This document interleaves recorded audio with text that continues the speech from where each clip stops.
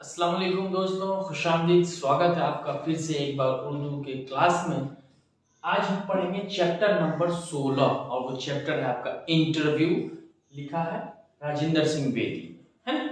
Interview पढ़ेंगे हम। तो सबसे पहले हम इंटरव्यू के बारे में जान लेते हैं कि इंटरव्यू किसे कहते हैं।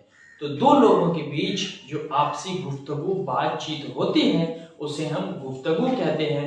इस गुफ्तगू के जरिए हम एक दूसरे की यानी सामने वाले आदमी की बहुत सारी आदत को, शख्सियत को, हैसियत को, उनकी कुव्वत को, बहुत सारी चीजों को, सारी चीजों को तो नहीं लेकिन बहुत सारी चीजों को जान लेते हैं। इसलिए आपने देखा होगा कि यूपीएससी बीपीएससी क्वालिफाई के बाद मोस्ट इंपोर्टेंट हो जाता है इंटरव्यू। इंटरव्यू लेने के बाद ही तय कर पाता है, उसमें ड्रेसिंग सेंस दिखाता है, आपको कपड़ा पहनने आता है कि नहीं आता, बोलने का अल्फाज कैसा है, किसी चीज को जवाब आप कैसे देते हैं, सुनते कैसे हैं, बैठे कैसे हैं, आपके उंगली के, पांव के सारे बात को देख जाते हैं। तो हमारी जिंदगी में इंटरव्यू बहुत जरूरी चीज होता है। तो इंटरव्यू आप समझ चुके हैं कि इंटरव्यू दो लोगों के बीच जो गुफ्तगू होती है उसमें इंटरव्यू कहते हैं। अब इंटरव्यू चैप्टर लिखा है, मुसन्निफ है कौन? राजेंद्र सिंह बेदी खुद ही इनके मुसन्निफ है और उनका ही इंटरव्यू लिया गया था। उन्होंने अपने इंटरव्यू को ही किताबी शक्ल में पेश किया है। अब हम पढ़ेंगे राजेंद्र सिंह बेदी की हालात जिंदगी के बारे में। इनकी पैदाइश 1 सितंबर 1915 को लाहौर में हुई थी। कहाँ हुई थी? 1 सितंबर 1915 को लाहौर में हुई थी। ये मशहूर अफसाना निगार है। ये जो थे वो मशहूर अफसाना निगार थे। पहला अफसाना महारानी का तोहफा, इन्होंने जो पहला अफसाना लिखा वो इनका क्या था? महारानी का तोहफा के नाम से है। पहला अफसाना इनका क्या हो गया? महारानी का तोहफा। ठीक है। पहला अफसानवी मजमू दानाओ दाम। देखिए अफसाना जो था वो उन्होंने पहला अफसाना अफसानवी मजमू यानी किताब जो छाया हुआ वो दानाओ दाम के नाम से छाया हुआ। ठीक है। तो आप ऑब्जेक्टिव में है तो ध्यान से थोड़ा सुनोगे, बिल्कुल रिलैक्स होकर आज पढ़ाऊंगा आपको और आप बने रहोगे। पहला अफसाना महारानी का तोहफा और पहला अफसानवी मजमू दानाओ दाम था। इन्होंने ड्रामा भी लिखा। ड्रामा का मजमू जो था वो 7 खेल था। इनके ड्रामों का मजमू का नाम 7 खेल। नॉवेल भी लिखा इन्होंने, एक चादर महली सी। इनके नॉवेल का नाम एक चादर महली सी। इन्होंने फिल्मों में भी काम किया, फिल्म का भी शौक था। दस्तक, गरमकोट, देवदास, मिर्जा गालिब और मधुमती वगैरह जैसी बहुत सारी फिल्में दी हैं। फिल्मों को भी लिखा है। उनको दस्तक, गरमकोट, देवदास, मिर्जा गालिब और मधुमती वगैरह जैसी बहुत सारी फिल्में दी। इनका ताल्लुक ऑल इंडिया रेडियो से भी रहा। इनका ताल्लुक AIR ऑल इंडिया रेडियो से और स्टेशन डायरेक्टर भी रहे। 2 चीज, ऑल इंडिया रेडियो और स्टेशन डायरेक्टर भी ये रहे। ठीक है। तमाम बातों के बाद आखिर में अफसोस के साथ कि इनका इंतकाल भी हो गया। इंतकाल तो हर जानदार चीजों को, कुल्लु नफ्स ज़ायक़तुल मौत, सबको मरना है। तो 11 नवंबर 1984 को इनका इंतकाल हो जाता है। महान शख्सियत, महान हस्ती की 11 नवंबर 1984 को इस दारे फानी से ये महान शख्सियत कूच कर जाते हैं और हमें अफसोस होता है। तो ये आपका था राजेंद्र सिंह बेदी की हालात जिंदगी। अब हम पढ़ेंगे इंटरव्यू। तो इंटरव्यू लेने वालों के नाम। तो इंटरव्यू जो है ना सबसे पहले लिया है असमत चुगताई और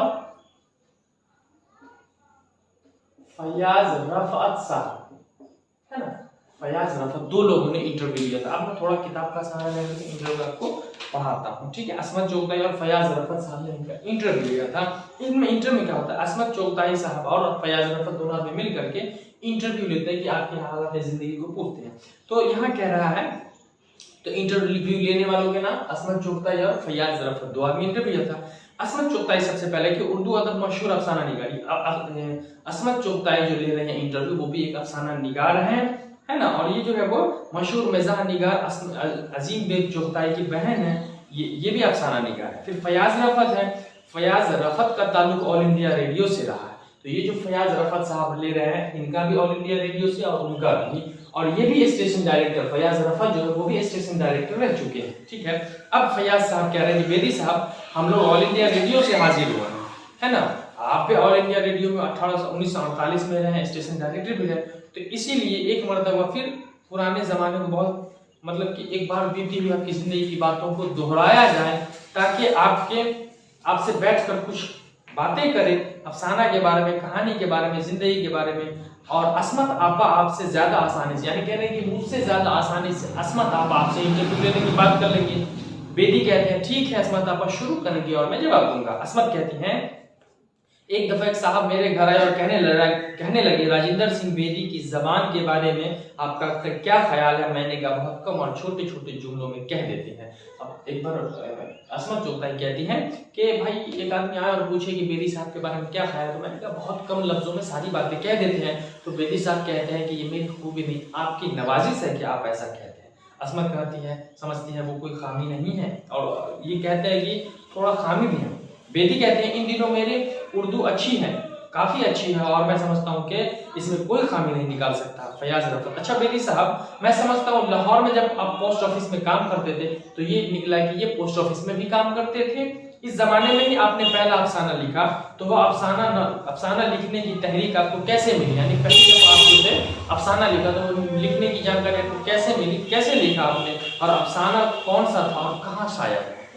बेदी साहब कहते हैं देखिए वो अफसाना महारानी का तोहफा था, वह साया हो गया, वह मैंने टैगोर के रंग में लिखा और उस साल बेहतरीन का अफसाना, यानी महारानी का तोहफा उस साल का बेहतरीन अफसाना साबित हुआ।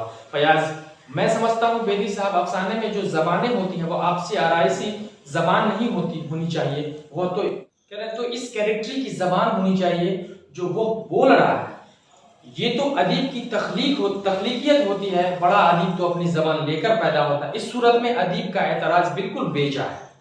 बेदी साहब कहते हैं किसी के अफसाने पर राय देनी हो तो आजकल कहा जाता है अफसाना बहुत अच्छा है, यानी किसी के अफसाने पर राय देना हो तो कहा जाता है बहुत अच्छा है, बहुत ग्रेट है, मगर ये जबान सुनते सुनते मैं आजिज आ गया हूँ, तंग आ चुका हूँ, फिर मैं तो वही अल्फाज इस्तेमाल करता हूँ जो मेरे जहन में आते हैं। फयाज कहते हैं अच्छा बेदी साहब, आपके अफसाने में जो मैंने महसूस किया वो पिछले चंद वर्षों में आपने अफसानों में माइथोलॉजी यानी हिंदी मजहबी अकायद नुमाया है। आपके यहाँ जो अपनी नई चीजें पैदा हुई है, इसकी क्या वजह? यानी कह रहे हैं कि आपने हिंदी पर ज्यादा तवज्जो किया है। बेदी साहब कह रहे हैं वजह यह है कि हमारे यहाँ बेशतर लोग मुसलमान किरदार ही लाते हैं। बेदी साहब ने कहा कि ज्यादातर लोग जो वो मुसलमान किरदार लाते हैं। मैंने सोचा पूरे हिंदुस्तान में इतने हिंदू हैं, इनका नाम अगर लिया जाए तो क्या हार्ज है? इन्होंने सोचा कि बहुत सारे हिंदू हैं, हिंदू का भी लिया जाए। इसके अलावा मेरे अफसानों के किरदार मुसलमान भी हैं, जैसे तात, यानी हिंदू के अलावा मैंने मुसलमान किरदार भी दिया है। असमत साहब कहते हैं अच्छा एक कहानी तुमने बड़ी खूबसूरत लिखी थी कि एक लड़की कहीं पर जाती है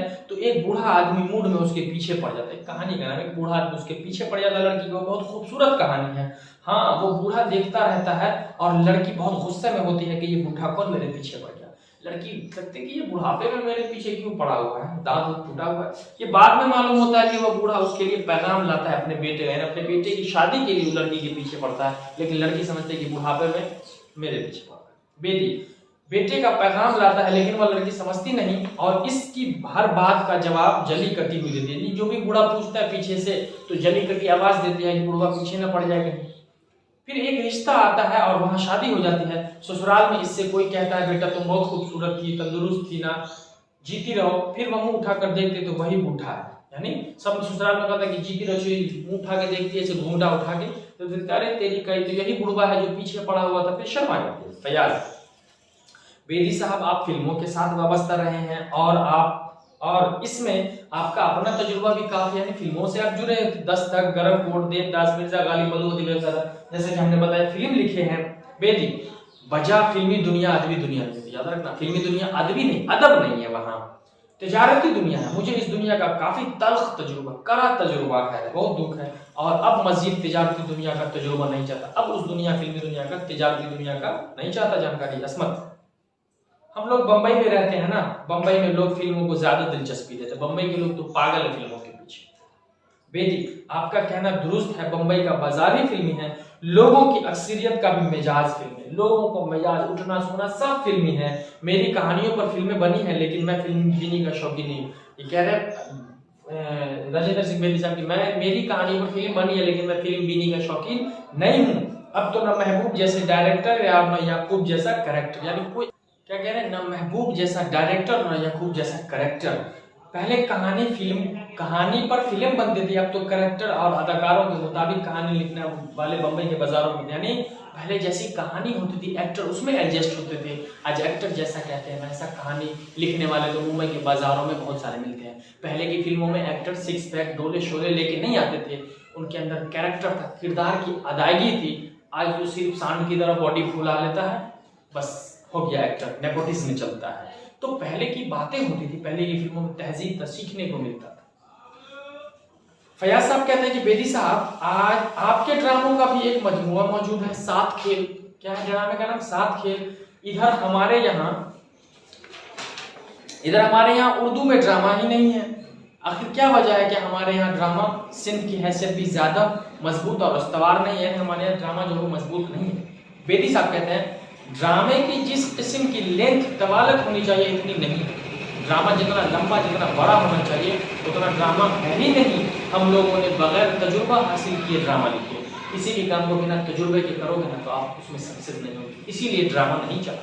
असमत यानी वो ड्रामे स्टेज नहीं किए जा सकते। बेदी जी हाँ, ड्रामे बहुत उम्दा है लेकिन स्टेज नहीं कर सकते। ड्रामा बहुत अच्छा लिखा है लेकिन हम उसे स्टेज पर किरदार नहीं कर सकते। असमत हमारे यहाँ जिलानी बानो का नॉवेल ईवान गजल बहुत अच्छा है, गजल जो बहुत अच्छा है। बेदी पाकिस्तानी मुसन्निफों के नॉवेल की तरफ ज्यादा तवज्जो है। मैंने भी अभी छोटा सा नॉवेल लिखा है, चादर मैले सी, बस वो लिख कर बैठ गया।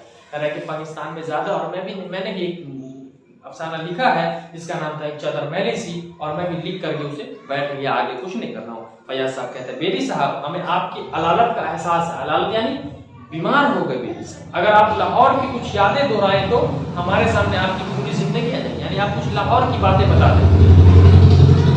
कहाँ की बातें बता दें? लाहौर की कुछ बातें बता दें, जिंदगी दोबारा हमारे सामने स्क्रीन की तरह आ जाएगी। बेदी साहब भाई सबसे पहले तो उपेंद्र नाथ अश्क मेरे दोस्त थे। तो बेदी साहब के दोस्त का नाम उपेंद्र नाथ अश्क थे।